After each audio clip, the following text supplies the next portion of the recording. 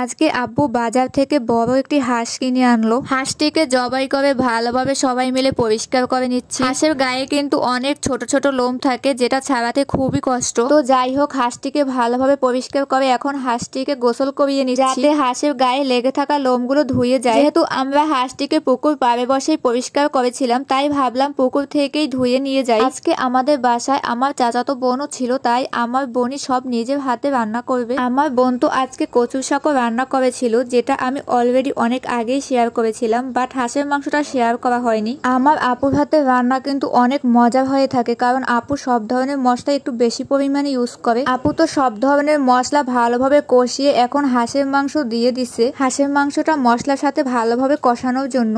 আর হ্যাঁ, হাঁসের মাংস কিন্তু আমাদের বরিশালের একটি ঐতিহ্যবাহী খাবার, যেটা আমরা বেশি শীতকালে খেয়ে থাকি। আমরা তো শীত আসার আগেই আজকে হাঁসের মাংস খাবো। আপুর তো অলরেডি রান্না করা শেষ, এখন জাস্ট একটা পাত্রে উঠিয়ে নেবার পালা। দেখো রান্নাটা কত সুন্দর হচ্ছে, কালারটাও খুব সুন্দর আসছে, মাশাআল্লাহ, দেখতে খুব লোভনীয় দেখাচ্ছে।